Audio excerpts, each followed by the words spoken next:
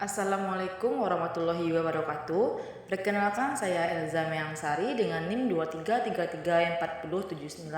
Baiklah, di sini saya akan membacakan hasil presentasi saya yang berjudul menentukan dan menggunakan cara penanganan input dan output suatu program. Yang pertama adalah latar belakang. Siapa sih yang tidak mengenal komputer?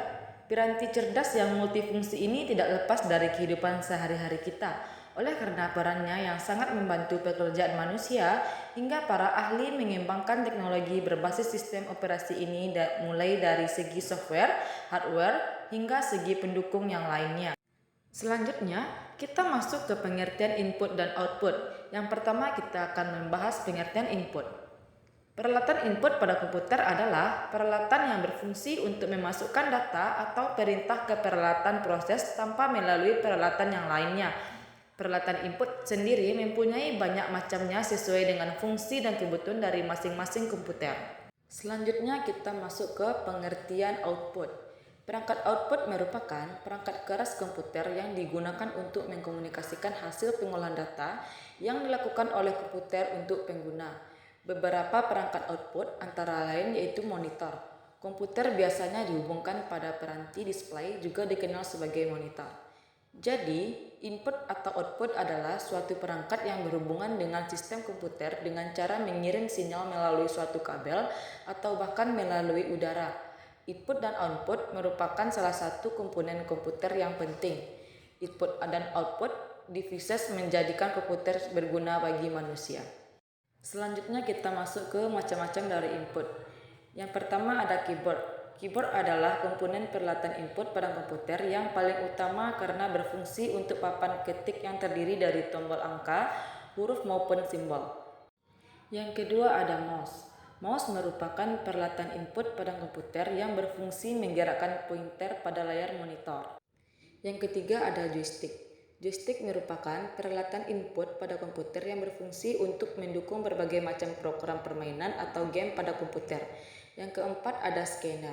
Scanner adalah peralatan input pada komputer yang berfungsi seperti mesin fotokopi.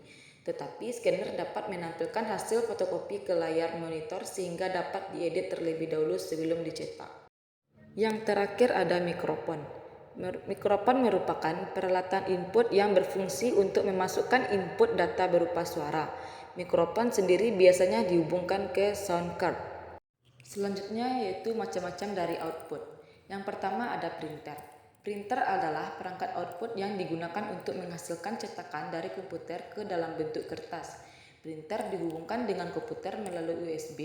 Selain itu, printer juga harus dihubungkan dengan arus listrik. Garis besarnya jenis-jenis printer sebagai berikut. Yang pertama, dot matrix. Printer jenis ini menggunakan tinta jenis pita seperti yang terdiri pada mesin tik. Printer jenis ini menggunakan tinta cair atau liquid ink. Yang kedua, laser printer. Printer jenis menggunakan tinta serbuk atau powder ink seperti bubuk glitter. Yang kedua ada speaker. Speaker adalah perangkat keras untuk menghasilkan suara.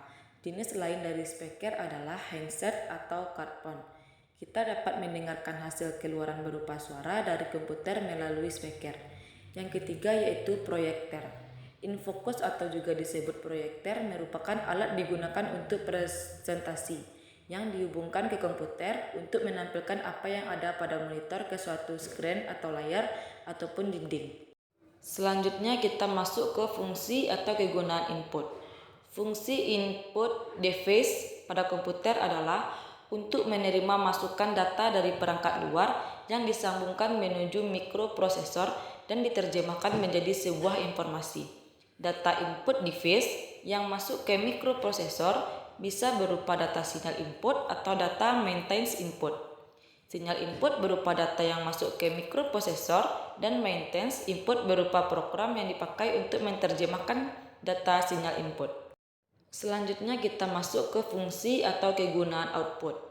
Fungsi output device pada komputer adalah untuk menerima keluaran data dari mikroprosesor CPU komputer yang telah diterjemahkan sehingga dapat berupa gambar, tulisan, suara, dan sebagainya.